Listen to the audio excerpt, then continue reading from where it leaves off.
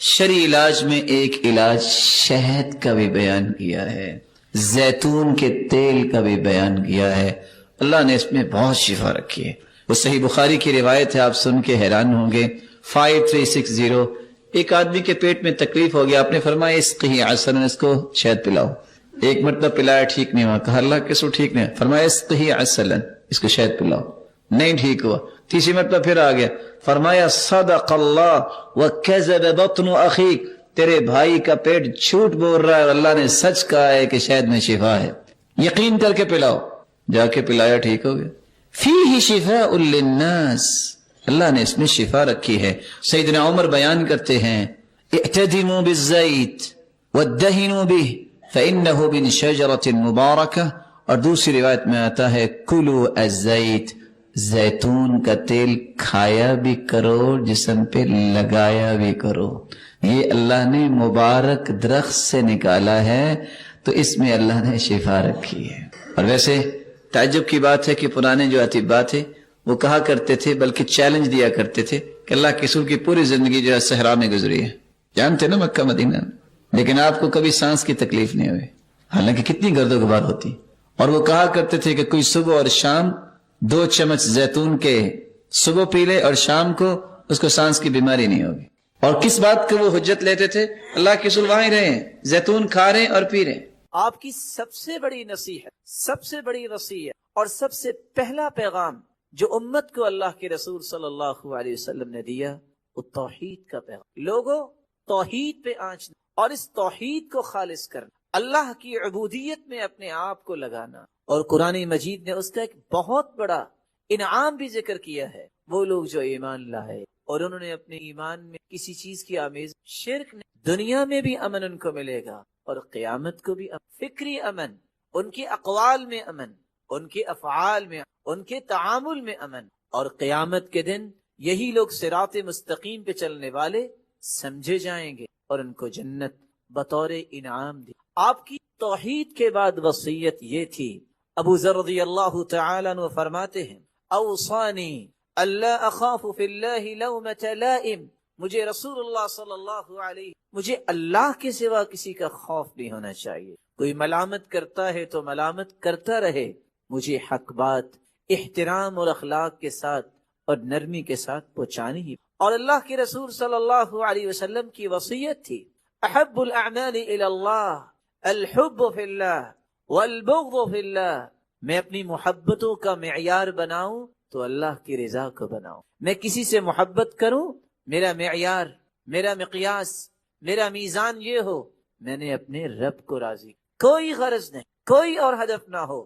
یہی وجہ ہے رسول نے فرمایا، جب ایک شخص اپنے مسلمان بھائی کو ملے جا رہا تھا، اللہ رب العزت نے فرشتے کو بھیجا، الی این ترید، کہاں جا رہے ہو؟ کہتا ہے ارید اخلی فی هذه القریہ، میں اس بستی میں اپنے بھائی کو ملنے جا۔ قال وهل لك من نعمت تربها علی، کچھ لینا دینا ہے؟ قال لا غیر انی احببته فی اللہ، میں تو صرف اللہ کے لیے محبت کر اور اس لیے ملنے چاہتا ہوں۔ فرمایا میں اللہ کی طرف سے بھیجا ہوا فرشتہ ہوں اور یہ خوشخبری سنانے آیا ہوں، بِأَنَّ اللَّهَ قَدْ أَحَبَّكَ فِي مَا أَحْبَبْتَهُ فِي، جس طرح تم اللہ کے لیے اس اپنے بھائی سے محبت کرتے ہو، اللہ تم سے محبت کرتے۔ یہی وجہ ہے وجبت محبتی للمتحابین فی والمتزاورین فی والمتجالسین فی والمتبازلین فی والمتناصحین فی۔ آج کہاں ہیں میری محبت کی وجہ سے اکٹھے بیٹھنے، ایک دوسرے کی زیارت کرنے والے، ایک دوسرے پہ خرچ کرنے والے، ایک دوسرے سے ملنے والے، ایک دوسرے کو نصیحت کرنے والے، آج وہ میرے محبوب ہیں، آج میں ان کو جنت میں داخل۔ رسول اللہ صلی اللہ علیہ سے صحابی سوال کرتے ہیں، اوصنی واوجز، اللہ کے رسول وصیت فرمائی، فرمایا علیک بالایاس مما فی ایدی الناس، لوگوں سے بالکل بے امید، جو کچھ ہوگا تیرے رب کے فیصلے سے کبھی پریشان نہ، تیرے رب کے فیصلے تیرے لیے بہت بہتر۔ وَإِيَّاكَ وَمَا يُعْتَذَرُ مِنْ، اور اپنی زندگی کو اس طرح بناؤ، ایسے اعمال سے بچو جس کے بعد تمہیں معذرت کرنی۔ رسول اللہ صلی اللہ علیہ وسلم، احب الاعمال الى اللہ ان تموت ولسانك رطبا من ذکر اللہ، زندگی کے آخری رمق تک تمہاری سعادت کی یہ نشانی ہوگی کہ تمہاری زبان پہ اللہ کے رسول نے وصیت فرمائی صلی اللہ علیہ وسلم، اتق اللہ حیث ما کنت واتبع السیئة الحسنة تمحها وخالق الناس بخلق حسن، جہاں بھی ہو اللہ سے ڈرتے، کبھی اس دھوکے میں نہ جانا کہ اس وقت میں اکیلا ہوں، کوئی نہیں دیکھ رہا، تیرا رب تیرے دل میں اٹھنے والے جذبات سے بھی واقف، وہ ہر چیز سے واقف ہے۔ جب برائی ہو جائے، جب کمی کوتاہی ہو جائے تو فوراً نیکی کی طرف رجوع کرنا، یہ نیکی اس برائی کو ختم کر دے گی اور اپنے آپ کو اعلیٰ اخلاق کا مالک بن۔ رسول اللہ صلی اللہ علیہ وسلم سے صحابی نے سوال کی، اللہ کے رسول صلی اللہ علیہ وسلم وصیت کیجئے، 1 مرتبہ، 2 مرتبہ، 3 مرتبہ، آپ نے تینوں مرتبہ وصیت فرمائی، لا تغضب وَلَكَ الْجَنَّةُ، غصہ کرنا چھوڑ دو، تمہارے لیے جنت کی میں بشارت دیتا ہوں۔ آپ صلی اللہ علیہ وسلم نے وصیت فرمائی، وَإِيَّاكُمْ وَمُحْدَثَاتِ الْأُمُورِ، میرے صحابہ بدعات سے، دین میں نئی نئی چیزیں شامل کرنے سے بچو۔ رسول اللہ صلی اللہ علیہ وسلم، ان اللہ احتجر التوبہ، دوسری روایت میں آتا ہے احتجب التوبہ، احتجر التوبہ، اللہ تعالیٰ نے بدعت کا مرتکب جو ہے اس کے سامنے پردہ کر دیا، اس کو اللہ دیکھنا، اس کی توبہ ہی قبول نہیں، حتی یدعها، جب تک وہ بدعت کو چھوڑ نہیں۔ یہی وجہ ہے عبداللہ ابن عباس اور عبداللہ ابن عمر رضی اللہ تعالی عنہ کہا کرتے تھے، کل بدعت ضلالہ وان رآها حسنہ وان رآها الناس حسنہ، ہر بدعت گمراہی، خواہ لوگ اس کو کتنا بھی اچھا۔ اور اس لیے ابن سیرین اور حسان ابن عطیہ کہا کرتے تھے، جو بدعت میں پڑ جاتا ہے اس کا سنت پہ پھر دل نہیں لگتا۔ رسول اللہ صلی اللہ علیہ وسلم کے دین کی حفاظت کرنے والوں میں سے سفیان ثوری کہا کرتے تھے، البدع احب الى ابلیس من المعصیہ، بدعت ابلیس کو زیادہ پسند ہے گناہ سے۔ گناہ سے انسان توبہ کرتا ہے لیکن بدعت کو نیکی سمجھ کے کرتا ہے۔ اس لیے فضائل، من جلس الى صاحب بدعہ فاحذروه، جو کسی بدعتی کے پاس بیٹھے تو مجھ سے بچ کے رہنا۔ ومن احب صاحب بدعہ احبط اللہ عملہ، جو کسی بدعتی کو پسند کرتا ہے اللہ اس کے عمل کو ضائع کر دے۔ وَأَخْرَجَ نُورَ الْإِسْلَامِ مِنْ قَلْبِ، اللہ اسلام کی روشنی اس کے کھینچ۔ اور وہ کہا کرتے تھے، من جلس مع صاحب بدعہ لم يعط الحکمہ، حکمت و دانائی سے وہ شخص محروم ہو جاتا ہے جو کسی بدعتی کے ساتھ بیٹھ۔ اور اسی لیے علماء کہا کرتے تھے، حسن بصری رحمت اللہ علیہ، لا تجالس صاحب بدعہ فإنه يمرض قلبك، کسی بدعتی کے ساتھ ہم نوالا ہم پیالہ نہ بننا، وہ تمہارے دل کو بیمار کر۔ رسول اللہ صلی اللہ علیہ وسلم نے صحابہ کرام کو اپنے اخلاق کو بلند کرو، جب ان سے سوال کیا گیا تو آپ نے فرمایا، ان من احبکم الی واقربکم منی مجلسا قیاما احاسنکم اخلاقا، قیامت کے دن سب سے پیارا اور سب سے قریب میرے وہ ہوگا جس کا اخلاق اچھا ہو۔ رسول اللہ صلی اللہ علیہ وسلم نے فرمایا، جب ایک صحابی نے وصیت طلب کی، فرمایا لا تسبن شیئا، صحابی کہتے ہیں اس دن کے بعد جب مجھے آپ نے یہ وصیت کی کہ کسی کو گالی نہ، میں نے زندگی کے آخری سانسوں تک پہنچ گیا ہوں، آج تک تو گالی نہیں۔ لا تسب، تم شیطان کو بھی گالی نہ، شیطان سے برا کون ہو سکتا؟ اگر شیطان کو گالی دینا جائز تو کسی مسلمان کو گالی دی۔ اس لیے رسول اللہ صلی اللہ علیہ وسلم نے وصیت، اوصیک الا تکون لعانا، کسی پر لعنت بھی نہ بھیجنا۔ اگر تم کسی پر لعنت بھیجو گے اور لعنت کا مستحق نہ ہوا وہ لعنت پلٹ کے آپ پر ہی۔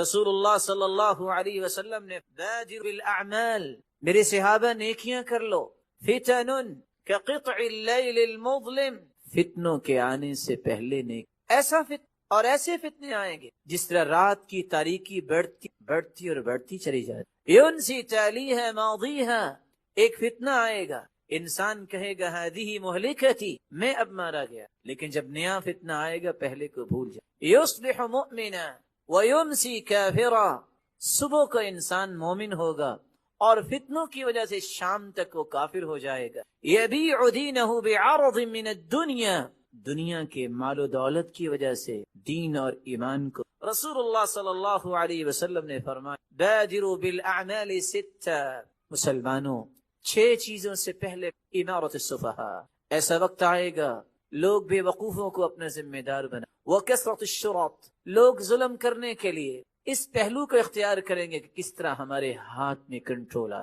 وبیع الحکم، فیصلے عدل و انصاف پر نہیں ہوں، فیصلے اس وقت بکنے لگ جائیں، واستخفافا بالدم، کسی خون کی قیمت نہیں رہے گی، وقطیعۃ الرحم، رشتہ داریوں، ونشوا يتخذون القرآن مزامين يقدمون أحدهم ليغنيهم وإن كان أقلهم في، لوگوں کے اندر قرآن کی محبت بلکہ وہ تلذذ لینے کے لیے بسا اوقات ایسے لوگوں کو مقدم کریں گے جن کو بسا اوقات ان کی سمجھ۔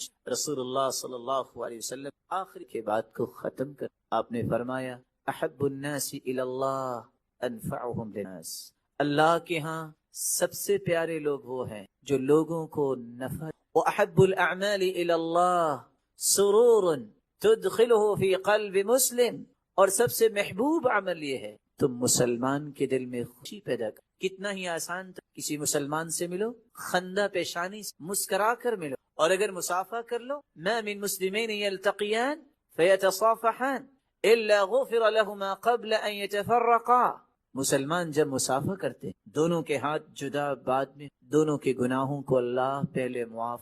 سرور تدخله في قلب مسلم او تکشف عنه کربہ، کسی کی تکلیف کو دور کر دے، اللہ کے ہاں بہت ہی محبوب عمل۔ او تقضی عنه دینا، کسی کا قرض اتار دے، اللہ کا محبوب بننے۔ او تطرد عنه جوعا، کسی کو اللہ کی رضا کے لیے کھانا کھلا دینا، انسان اس سے بھی اللہ کا محبوب۔ ولا ان امشی مع اخی واقضی له حاجته احب الی من ان اعتکف شہرا فی هذا المسجد، کسی مسلمان کے ساتھ اس کی جائز ضرورتوں کو پورا کرنے، اس کے ساتھ جانا مجھے اتنا پسند۔ رسول اللہ صلی اللہ علیہ وسلم فرما رہے ہیں کہ میں 1 مہینہ مسجد نبوی میں اعتکاف بیٹھوں، جتنا اجر و ثواب 1 مہینہ اعتکاف کا ملے گا، اس سے زیادہ میں اس عمل کو سمجھتا ہوں کہ کسی مسلمان کی خیر خواہی اور ہمدردی کے لیے میں اس کے ساتھ جاؤں۔ اللہ رب العزت کے پیارے پیغمبر نے آخری سانسوں الصلاۃ الصلاۃ وما، میرے صحابہ نماز کا خیال کر، نماز کا خیال کر، اور اپنی ماتحتی میں کام کرنے والے خادموں کا خیال کر۔ آپ اپنے چہرہ انور کپڑا ڈالے ہوئے اور آپ کہتے ہیں لعن اللہ الیہود والنصارى اتخذوا قبور انبیائهم مساجد، لعنت ہے اللہ تعالیٰ کی یہودی اور عیسائی، انہوں نے پیغمبروں کی قبروں کو میں تبدیل۔ یحذر ما صنعوا، سیدہ عائشہ رضی اللہ تعالی عنہ فرماتی ہے وہ اس بات سے اپنی امت کو ڈرا رہے تھے کہیں میرے ساتھ میرے اس دنیا سے جانے کے بعد میری امت نہ کر۔ بندہ مومن کس طرح رب تعالیٰ کی خوشنودی حاصل کرنے کے لیے صبح سے شام تک حلال چیزوں کو کھانے سے بھی اور پینے سے بھی صبر کرتا ہے۔ تو آج کی اس مبارک مجلس میں ہم یہ سمجھنا چاہیں گے صبر کس کو کہتے ہیں، اور صبر کی اقسام کون سی، اور صبر میرے اور آپ کے لیے کن کن ثمرات کا سبب بنتا ہے۔ صبر عربی زبان میں اس کا معنی بیان کیا جاتا ہے رکنا، باز رہنا، نفس کو روکنا، بہادری اور خاموشی سے کسی چیز کو برداشت کرنا، کوئی مصیبت آئے اس مصیبت کو کنٹرول کرنا۔ اس لیے کہا جاتا ہے هو ترک الشکوى من الم البلوى لغیر اللہ الا الی اللہ، آزمائش اور مصیبت آ جانے کے بعد اس آزمائش اور مصیبت کا تذکرہ لوگوں کے سامنے نہ کرنا بلکہ رب تعالیٰ کے سامنے کرنا۔ اور اس لیے علماء یہ لکھتے ہیں صبر کی تعریف کرتے ہوئے والوقوف مع البلاء بحسن الادب، حسن ادب کے ساتھ آزمائش کو برداشت کرنا صبر ہے۔ اور بعض علماء یہ لکھتے ہیں والثبات مع اللہ سبحانہ وتعالی وتلقی بلائه بالرحب والسعہ، اللہ کی محبت میں ثابت قدمی اختیار کرنا اور اس کی طرف سے آنے والی آزمائشوں کو فراخ دلی سے اور وسعت قلبی سے برداشت کرنا۔ علماء صبر کی تعریف کرتے ہوئے یہ بھی بیان کرتے ہیں کہ ایک انسان جب آزمائش کے وقت اپنے آپ کو مضبوط کرتا ہے، دل کو مضبوط کرتا ہے اور اپنے اوسان خطا نہیں ہونے دیتا، یہ صبر ہے۔ وَثُبَاتُ الْقَلْبِ عَنْ مَوْرِدِ الْاضْطِرَابِ، بے چینی اور اضطراب کے وقت دل کو مضبوط کرنا، یہ صبر ہے۔ اور بعض علماء نے اس کی خوبصورت تعریف یہ کی ہے، منع النفس عن الجزع واللسان عن التشکی والجوارح عن التشویش كلطم الخدود وشق الجیوب۔ صبر یہ ہے کہ انسان اپنی زبان سے اللہ کے سوا کسی اور کے سامنے شکوہ نہ کرے، اور نفس سے جزع اور فضا نہ کرے، اور اپنے اعضائے جسم سے کوئی ایسا تصرف نہ کرے جس کو شریعت نے منع کیا ہے۔ جیسے کچھ لوگ اپنے ہی چہرے کو پیٹنے لگ جاتے ہیں، اور کچھ لوگ گریبان کو چاک کرنے لگ جاتے ہیں۔ رب تعالیٰ نے اپنے محبوب کی زبان سے ایسی باتوں سے منع کر دیا ہے۔ صبر کی بنیادی طور پہ 3 قسمیں ہیں۔ الصبر علی طاعت اللہ، اللہ ذوالجلال کی اطاعت پر صبر کرنا۔ کس طرح اپنے آپ کو مضبوط انسان کرے؟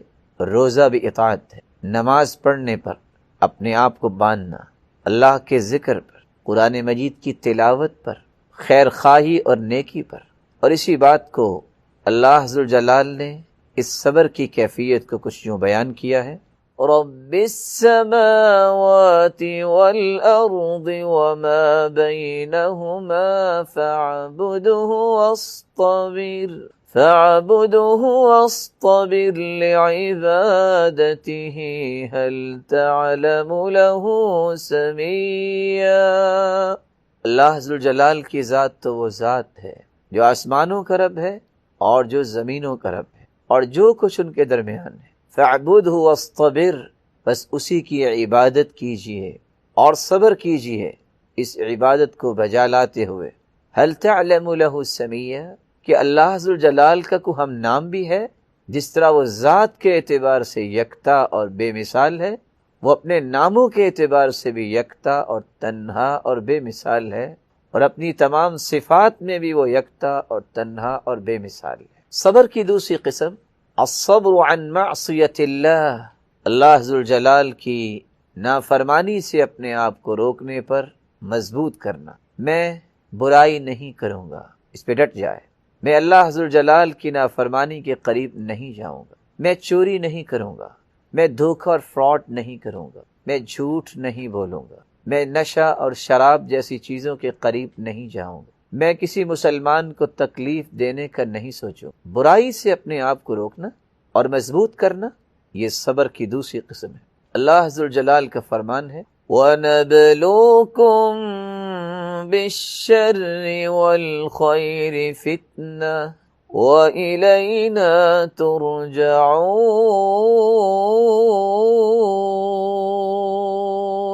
ہم تمہیں آزمائیں گے شر کے ساتھ بھی اور خیر کے ساتھ بھی، اور تم ہماری ہی طرف لوٹائے جاؤ گے۔ صبر کی تیسری قسم، انسانی زندگی میں جو آزمائشیں آتی ہیں، الصبر علی المصائب والآلام واقدار اللہ المؤلمہ، مصائب پہ صبر کرنا، تکلیفوں پہ صبر کرنا، اور اللہ ذوالجلال نے جو لکھ دیا ہے کہ یہ دکھ اور تکلیف پہنچنی ہے، اس پہ صبر کرنا، تقدیر پر ایمان لانا، یہ صبر کی تیسری قسم۔ اور اسی چیز کو بیان کرتے ہوئے رب تعالیٰ نے قرآن مجید میں ایک اشارہ دیا ہے، وَلَنَبْلُوَنَّكُمْ بِشَيْءٍ مِّنَ الْخَوْفِ وَالْجُوعِ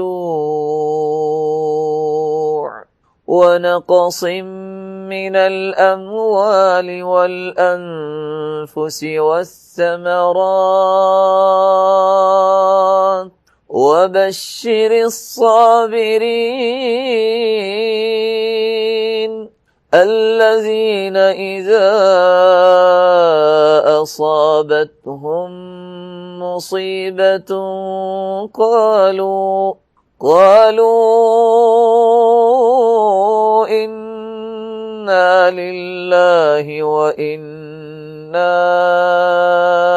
إِلَيْهِ راجعون، اور ہم تمہیں خوف کے ساتھ، بھوک دے کر، مالوں اور جانوں کا نقصان کر کے اور پھلوں میں کمی کر کے تمہیں آزمائیں گے، ضرور آزمائیں گے۔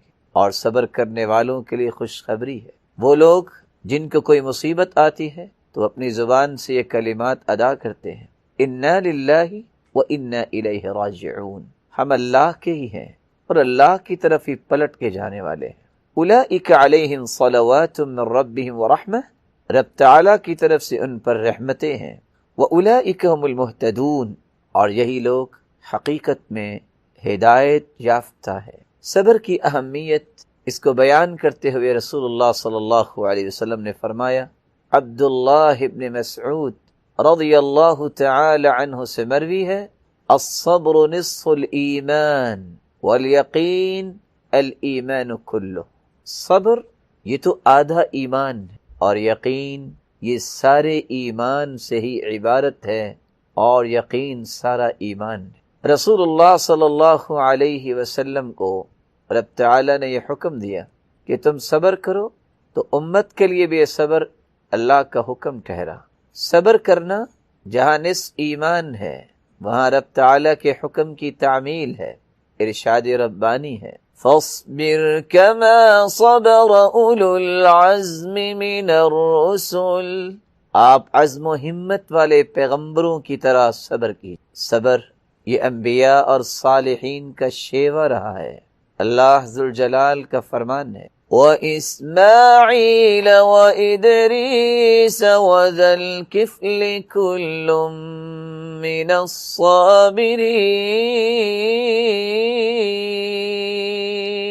اور اسماعیل علیہ السلام اور ادریس علیہ السلام اور ذوالکفل یہ سب کے سب صبر کرنے والوں میں سے تھے۔ صبر یہ خیر و برکت کا بہت بڑا خزانہ ہے۔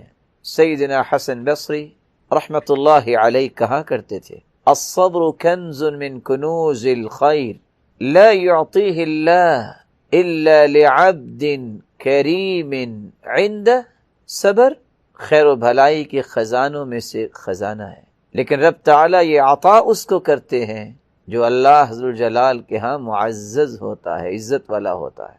رسول اللہ صلی اللہ علیہ وآلہ وسلم نے صبر کے ثمرات کو بیان کرتے ہوئے یہ فرمایا تھا کہ صبر انسان کے افضل ایمان کی دلیل ہے۔ افضل الایمان الصبر والسماحہ، افضل ترین ایمان صبر ہے اور نرم برتاؤ کرنا ہے، جیسا کہ سیدنا عمرو بن عبسہ رضی اللہ تعالی عنہ کی روایت بتا رہی ہے۔ صبر تو ایک روشنی کا نام ہے، صبر تو ایک نور ہے جس کو یہ حاصل ہو جائے۔ سیدنا ابو مالک اشعری رضی اللہ تعالی عنہ بیان کرتے ہیں، صحیح مسلم کی روایت ہے، رسول اللہ صلی اللہ علیہ وسلم نے فرمایا، الطہور شطر الایمان، صفائی یہ نصف ایمان ہے، والحمد للہ تملأ المیزان، اور الحمدللہ کہنا، رب تعالیٰ کے فیصلوں پہ راضی ہو جانا، رب تعالیٰ کے فیصلوں پہ خوش ہو جانا، اور پھر زبان سے اس کی تعریف کو بجا لانا، یہ اللہ ذوالجلال کو کتنا پسندیدہ ہے۔ وہ ترازو جو قیامت کے دن قائم کیا جائے گا، جو اتنا بڑا ترازو ہوگا، لو وضعت السماوات والارض ومن فیہن فی کفہ لوسعتہن، اس ترازو کے دونوں پلڑوں میں سے اگر ایک پلڑے میں ساتوں زمینیں، ساتوں آسمان اور جو کچھ ان میں ہے اگر رکھ دیا جائے تو وہ پلڑا پھر بھی بھرے گا نہیں، لیکن رب تعالیٰ کے فیصلوں پر، اس کی ذات پہ راضی ہو کر اگر کوئی یہ کہہ دیتا ہے الحمدللہ، اللہ تیری ہی تعریف ہے، تو قیامت کا دن ہوگا ترازو کے دونوں پلڑے نیکیوں سے بھر جائیں۔ رسول اللہ صلی اللہ علیہ وسلم نے آگے فرمایا، والصبر ضیاء، اور صبر تو ایک روشنی ہے، ایک نور ہے، والقرآن حجت لک او علیک، اور قرآن یا تو تمہارا سفارشی بنے گا یا تمہارے خلاف گواہی دے گا۔ کل الناس یغدو فبائع نفسه فمعتقها او موبقها، ہر روز ہر انسان جب صبح کرتا ہے تو یا تو اپنے آپ کو جہنم سے آزاد کر لیتا ہے یا اپنے نفس کو ہلاک کر لیتا ہے۔ جو نماز پڑھتا ہے، جو رب تعالیٰ کے احکامات کی روشنی میں دن گزارتا ہے، اس نے اپنے آپ کو آزاد کر لیا جہنم سے بھی اور آزمائشوں سے بھی۔ جس نے رب تعالیٰ کی شریعت کی روشنی میں یہ دن نہیں گزارا تو حقیقت میں اس نے اپنے آپ کو آزاد کرنے کی بجائے ہلاک کر لی۔ اللہ ذوالجلال سے دعا ہے کہ اللہ ذوالجلال ہم سب کو اس مبارک مہینے سے صبر کی اہمیت سمجھنے کی توفیق عطا فرمائے اور ہم سب کو آزمائشوں سے بچائے، اور اگر کوئی تکلیف اور مصیبت آئے تو ہمیں صبر کرنے کی توفیق سے نوازے اور صبر کے ثمرات کو ہمارے مقدر میں لکھ دے، اور اللہ عز وجل یہ طاقت و قوت بھی عطا فرمائے جس سے ہم صبر کر سکیں۔ وآخر دعوانا ان الحمد للہ رب العالمین۔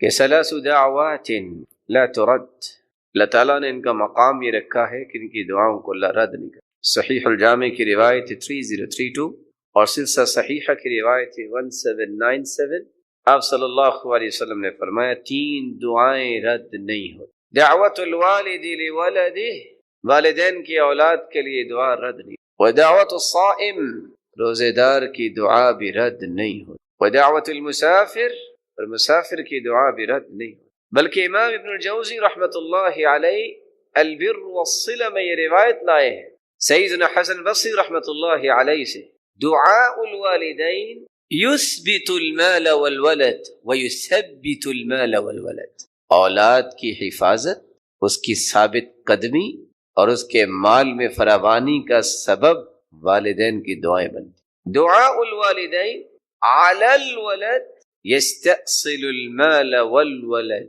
لیکن اگر والدین ہی بد دعا کر دیں تو اولاد کو کس چیز کا سامنا کرنا پڑے گا؟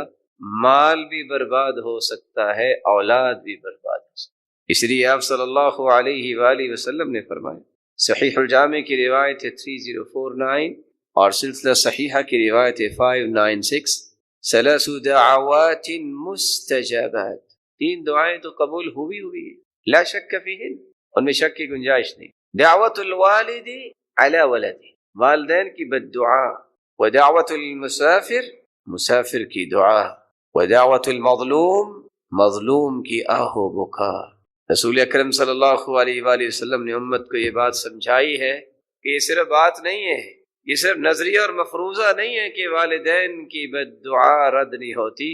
صحیح بخاری کی روایت 3436، رسول اللہ صلی اللہ علیہ وسلم نے فرمایا، سیدنا ابو ہریرہ رضی اللہ تعالی عنہ سے مروی ہے، لم یتکلم فی المہد الا ثلاثہ، ماں کی گود میں 3 بچوں نے کلام کی ہے۔ اس حدیث میں 3 کا تذکرہ ہے، اگرچہ تمام روایات کو جمع کیا جائے تو 7 بچوں نے اپنی ماں کی گود میں گفتگو، جبکہ وہ وقت ممکن نہیں ہوتا کلام کرنا۔ عیسیٰ علیہ السلام، جب عیسیٰ علیہ السلام کو ماں لے کے آئی، لوگوں نے باتیں کی تو جواب کس نے دیا؟ عیسیٰ علیہ السلام۔ ابھی وہ چند دن کے تھے۔ وَكَانَ فِي بَنِي إِسْرَائِيلِ يُقَالُ لَهُ جُرَيْج، بنی اسرائیل میں ایک بہت نیک انسان تھا جس کا نام تھا جریج، كَانَ يُصَلِّي، نماز پڑھ رہا تھا، جاءته أمه، ان کی والدہ گرامی تشریف لائے، فدعته فقال أجيبها أو أصلي، ماں نے جریج کو بلایا اور وہ نفل نماز پڑھ رہے تھے، سوچ میں پڑ گئے ماں کو جواب دوں کہ نفلی نماز جاری رکھو۔ ایک طرف اللہ کی عبادت، ایک طرف ماں کی بات ماننا، اور عبادت چونکہ فرض نہیں ہے، نفل پڑھ رہے، نوافل، تہجد، اللہ کے قریب کرنے کی باتیں، اللہ کا محبوب بننے کی باتیں، تقرب الہی نصیب ہوتا ہے۔ سوچا فمضى في صلاته، کہتے نہیں اللہ تعالیٰ کے سامنے کھڑا ہو نماز پڑھ، برائی نہیں سوچی، نیت میں کوئی خلل نہیں ہے، اللہ کے سامنے کھڑے ہیں، نماز میں کھڑے ہیں، ماں کی بات کا جواب نہیں دیا۔ ماں نے بد دعا دی، اللہم لا تمته حتى تریہ وجوہ المومسات، اے اللہ اس کو موت نہ دینا جب تک فاحش عورت کو نہ دے، غلط اور بازاری عورتوں کا سامنا نہ۔ وكان جريج في صومعته، ایک کٹیا بنا کے عبادت میں مشغول رہنے والا یہ نیک اور صالح انسان، فتعرضت له امرأة وكلمته فأبى، ایک عورت بازاری آئی، اس نے برائی کا تقاضا کیا، اس اللہ کے ولی نے انکار کیا کہ یہ نہیں ہو سکتا۔ فأتت راعيا، اس عورت میں شیطان تو سوار تھا، وہ ایک چرواہے کے پاس آئی، فأمكنته من نفسها فولدت غلاما، اور اس چرواہے کے ساتھ اس نے برائی کی جس کے نتیجے میں بچہ پیدا ہوا۔ لوگوں نے پوچھا یہ کس کا بیٹا ہے؟ قالت من جریج، یہ جریج کا بیٹا۔ یہ وہ انتقام تھا جو اس کی برائی پہ اس اللہ کے نیک بندے نے لبیک نہیں کہا۔ جرم کس کا؟ عیب کس پہ لگ گیا؟ فاتوه فكسروا صومعته وانزلوه وسبوه، لوگ آئے انہوں نے کٹیا بھی توڑی، اس کو بھی باہر نکالا، گالی گلوچ بھی کی۔ فتوضا، آزمائشیں تو نیک لوگوں پہ بھی آ جاتی ہیں، لیکن اللہ ذوالجلال اپنے پیاروں کو گرنے نہیں دے، اس کے وعدے۔ ان اللہ لا یضیع اجر من احسن عملا، جس کا اچھا عمل ہوتا ہے اللہ ذوالجلال اسے ضائع نہیں کرتا۔ اللہ ذوالجلال ہم سب کے خالق و مالک اور رازق ہیں۔ اس قادر مطلق نے انسانیت کی کامرانی کے لیے ایسے اصول و ضوابط قرآن مجید میں اتارے ہیں جن کی روشنی میں زندگی گزارنے سے انسان دنیا کی کامیابیاں بھی سمیٹ سکتا ہے اور اخروی کامرانیوں کا مستحق بن سکتا ہے۔ ان اصول و ضوابط میں سے ایک ضابطہ جو بہترین زندگی کا ضابطہ حیات ہے وہ ہے تقوی۔ قرآن مجید کو اگر بار بار غور سے پڑھا جائے تو 258 مرتبہ اللہ ذوالجلال نے اس کلمہ مبارکہ کا تذکرہ کیا ہے۔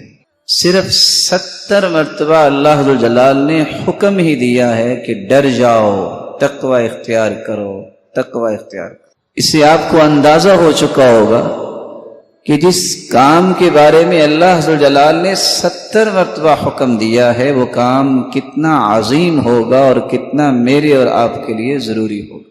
امام راغب اصفہانی فرماتے ہیں حفظ النفس عما یؤثم، ہر اس قول اور فعل سے اور اس سوچ اور ارادے اور نیت سے بچ جانا جس سے انسان گنہگار ہو سکتا ہے۔ ابن منظور بیان کرتے ہیں ان تجعل بینک وبین عذاب اللہ وقایہ، تقوی یہ ہے کسی نہ کسی طریقے سے اپنے اور اللہ کے عذاب کے درمیان رکاوٹیں کھڑی کرو، اچھے اقوال کے ذریعے، اچھے اعمال کے ذریعے، اچھی نیت اور ارادوں کے ساتھ ہر وہ کام اختیار کرو جس سے تم اللہ کے عذاب سے بچ سکو، یہ تقوی ہے۔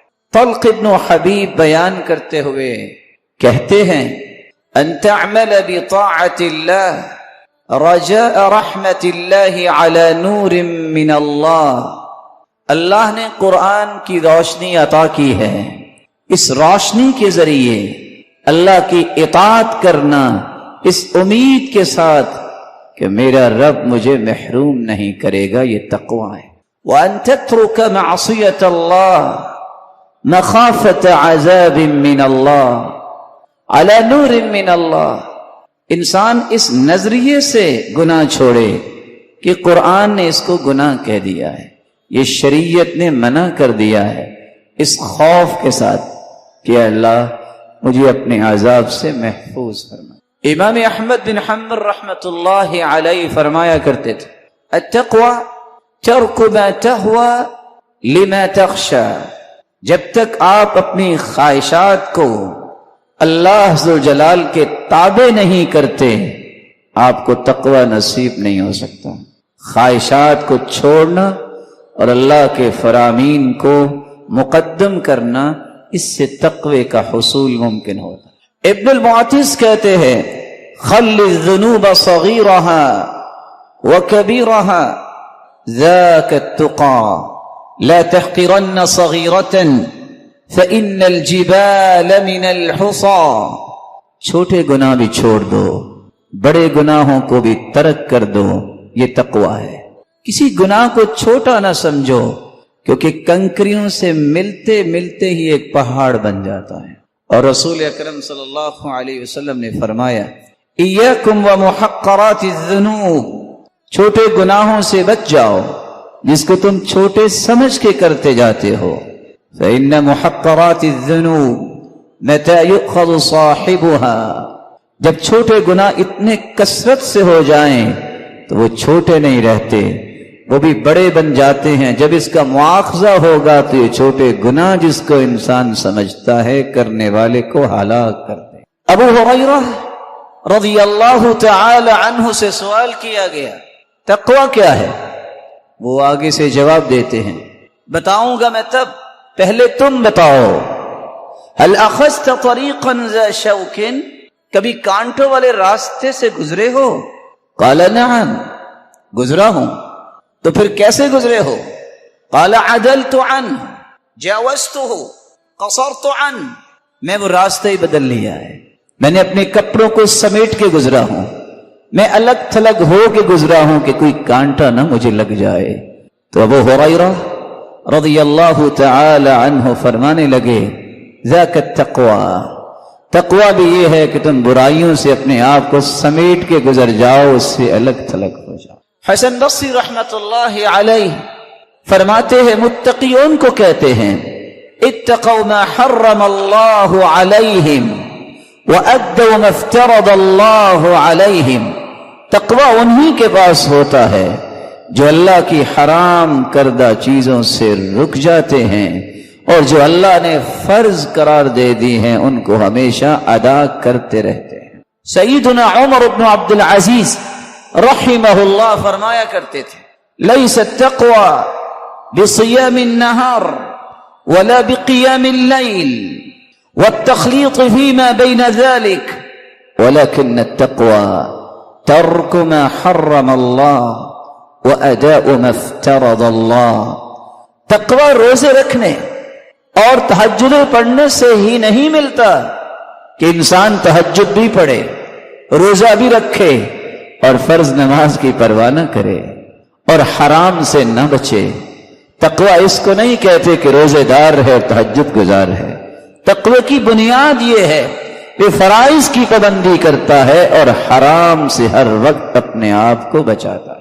सईदुना अली रज़ियल्लाहु तआला अन्हु फरमाते हैं, अत्तक़वा अल-खौफ़ मिन अल-जलीली वल अमल बित-तंज़ीली वल क़नाअतु बिल-क़लीली वत-तज़व्वुद लियौम ar-रहीली। तक़वे की इमारत 4 पिलर्स पे खड़ी होती है। इंसान के दिल में खौफ हो, उस अल्लाह ज़ुल जलाल का खौफ हो। इंसान की जिंदगी के आमाल और इकरार अल्लाह ज़ुल जलाल के नाजिल करदा कुरान की रोशनी में तरतीब पाए। जो कुछ अल्लाह ने आता किया है उस पे कनात कर ले और आखिरत की तैयारी में अपने आप को लगा ले। ये 4 पिलर्स जिस पे तक़वे की इमारत खड़ी होती है।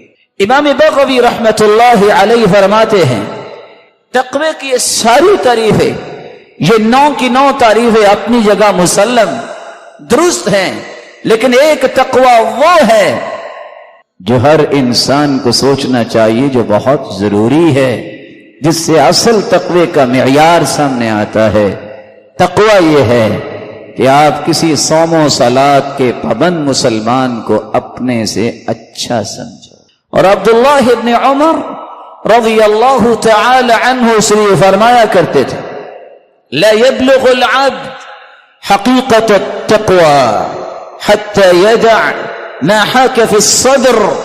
कोई शख्स तक़वे की उस हकीकत को, उस बुलंदी को नहीं पा सकता जब तक दिल में खटका पैदा करने वाली चीज को भी तरक नहीं कर दे। तो इन तमाम बातों से पता चला, तक़वा कहते हैं फराइज की पाबंदी को, तक़वा कहते हैं हराम चीजों से बचने को, तक़वा कहते हैं ख्वाहिशात को कुरान और सुन्नत के ताबे करने को, तक़वा कहते हैं कि इंसान अल्लाह ज़ुल जलाल की रहमत की उम्मीद करते हुए नेक अमल करे।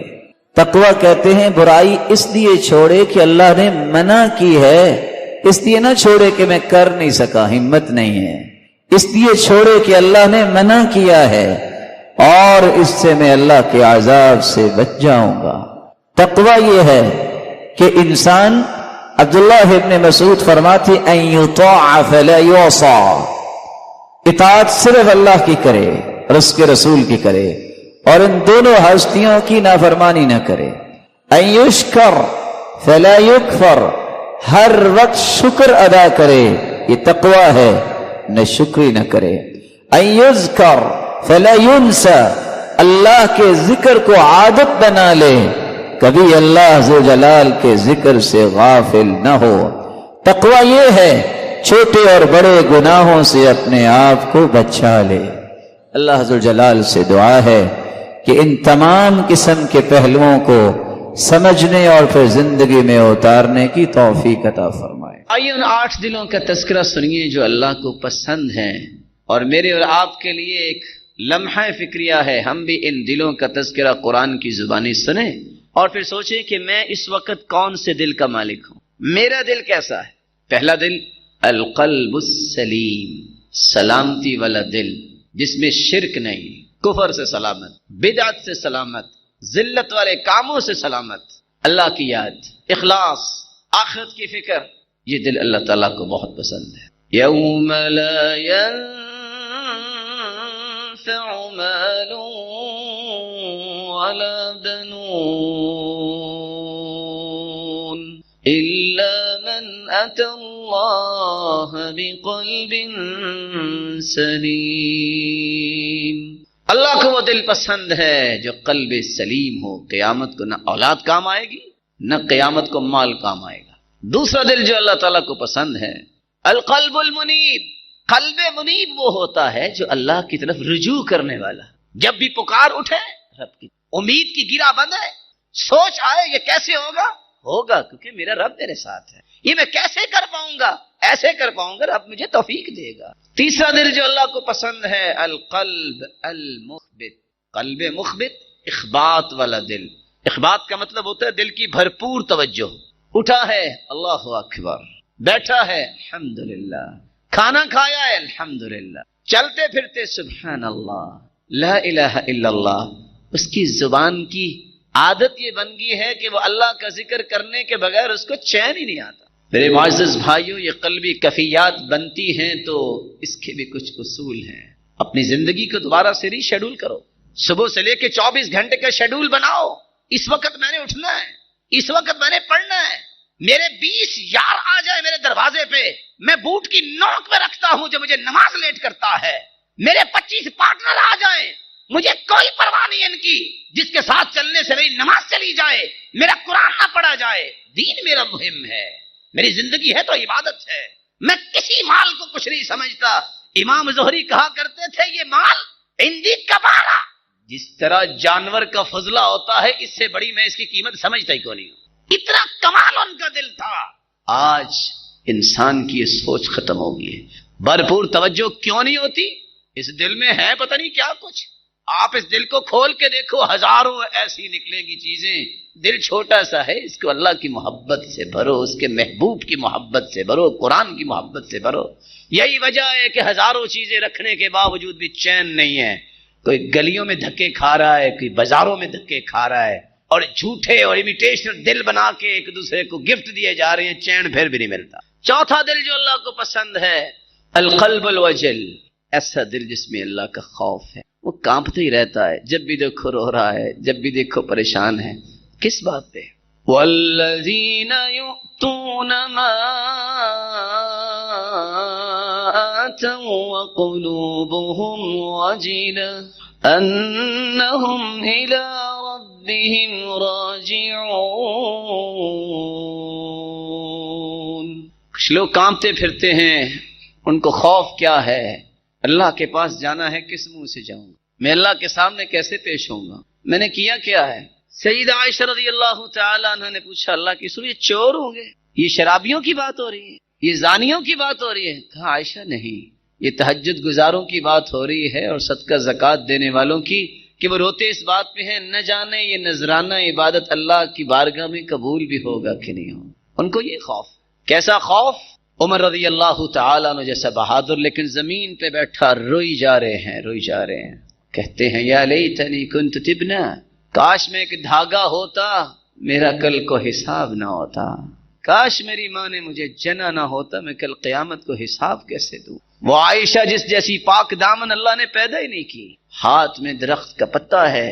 کسی نے پوچھا مومنوں کی ماں آپ کیوں روئی جا رہی ہیں؟ کہتی ہیں یا لیتنی کنت ورقة من هذه الشجرة، کاش میں ایک درخت کا پتا ہوتی، مجھے کوئی جانور کھا لیتا، میں کل قیامت کو حساب کیسے دوں گی؟ اس طرح کا دل اللہ کو پسند ہے۔ ہمارا تو دل اللہ اس کو نیک بنا دے، معمولی سی نماز پڑھ لے تو اللہ پہ احسان جتلانے لگ جاتا ہے، میں نمازیں 4 پڑھتا ہوں، نہیں میں 3 تو پڑھتا ہوں۔ ارے اللہ کے بندے 4 پڑھو گے پھر بھی فائدہ تمہیں کیا ہوگا جب تک 5 نہیں پڑھو گے؟ ایک نماز چھوڑو گے 6,500 سال جہنم میں جلنا پڑے گا، کہاں کی ایمانی رہ گئی ہے؟ پانچواں دل جو اللہ تعالیٰ کو پسند ہے القلب التقی، متقی دل۔ متقی دل وہ ہوتا ہے جس کے دل میں اللہ کی نشانیوں کی قدر ہوتی ہے، اللہ کی نشانیوں کی عظمت ہوتی ہے۔ وَمَن يُعَظِّمْ شَعَائِرَ اللَّهِ فَإِنَّهَا مِن تَقْوَى الْقُلُوبِ۔ جو اللہ کی شعائر کی عظمت کو اپنے دل میں پیدا کر لیتا ہے یہ اس کے دل کے متقی ہونے کی نشانی ہے۔ اللہ کے شعائر کون سے ہیں؟ بیت اللہ، مسجد نبوی، بیت المقدس، تمام دنیا کی مساجد، اہل علم، اہل قرآن، علماء، یہ اللہ کی نشانیاں ہیں۔ چھٹا دل جو اللہ تعالیٰ کو پسند ہے القلب المہدی، ہدایت یافتہ دل۔ ہدایت یافتہ دل کون سا ہے؟ جو اللہ کے فیصلوں پہ راضی ہونے والا، جو میرے رب نے فیصلہ کیا ٹھیک کیا، مجھے وقتی طور پہ سمجھ نہیں آتا لیکن جو فیصلہ کیا ٹھیک کیا، اور جو رب کے فیصلے ہیں اس سے پیارے فیصلے ہو ہی نہیں سکتے۔ قرآن مجید میں اللہ رب العزت فرماتے ہیں وَمَن يُؤْمِن بِاللَّهِ يَهْدِ قَلْبَهُ وَاللَّهُ بِكُلِّ شَيْءٍ عَلِيمٌ۔ جس کے دل میں ایمان آ جاتا ہے، ہدایت آ جاتی ہے، اللہ تعالیٰ اس کے دل کو ایسی ہدایت دیتے ہیں اس اطمینان کی وجہ سے، اور وہ ہر چیز کو جانتا ہے، پھر اس کا دل ڈھولتا نہیں ہے۔ ساتواں دل جو اللہ تعالیٰ کو پسند ہے القلب المطمئن، اطمینان والا دل۔ کیسا اطمینان والا دل؟ جس کے دل میں اطمینان پیدا ہوتا ہے توحید سے، قرآن سے، ذکر سے، عبادت سے، کسی کے ساتھ نیکی کرنے سے، خیر خواہی سے، ہمدردی سے، ہر وقت نیکی کے لیے سوچتے رہنے سے، یہ اس کی قلبی کیفیت ہے۔ اس کو چین کھانے سے نہیں آتا، اس کو چین موسیقی سننے سے نہیں آتا، وہ کانوں کی توہین سمجھتا ہے۔ میرے اتنے پیارے کان جس میں قرآن جاتا ہے وہاں موسیقی جائے۔ الذین آمنوا وتطمئن قلوبهم بذکر اللہ الا بذکر اللہ تطمئن القلوب۔ مومنوں کے دلوں کو سکون اور چین ملتا ہے تو اللہ کے ذکر سے ملتا ہے۔ اللہ کا ذکر ہو تو چین آئے گا۔ اس دل کے اندر اگر سکون چاہیے تو اللہ کا ذکر کرو۔ آٹھواں اور پسندیدہ دل جو اللہ تعالیٰ کو پسند ہے وہ ہے القلب الحی، زندہ دل۔ ارے مردہ دل بھی کو ہوتا ہے؟ جی مردہ بھی ہوتا ہے، ایک زندہ دل ہے ایک مردہ دل ہے۔ مردہ اللہ کو پسند نہیں ہے اور زندہ دل اللہ تعالیٰ کو پسند ہے۔ کون سا ہے زندہ دل؟ ان فی ذلک لذکری لمن کان له قلب او القى السمع وهو شہید۔ زندہ دل وہ ہوتا ہے جو قرآن کو، حدیث کو غور سے سنتا ہے، پھر جگہ دیتا ہے اپنے اندر، اٹھنے سے پہلے یہ پلاننگ کر لیتا ہے کہ میں نے یہ کام کرنا ہے۔ اور مردہ دل کون سا ہے؟ کبھی کبھی منافق بھی اللہ کے رسول کی مجلس میں آ جایا کرتے، بیٹھے رہتے، سوچ کسی اور طرف، جب مجلس ختم ہوتی کیونکہ نام ہی لگوانا ہوتا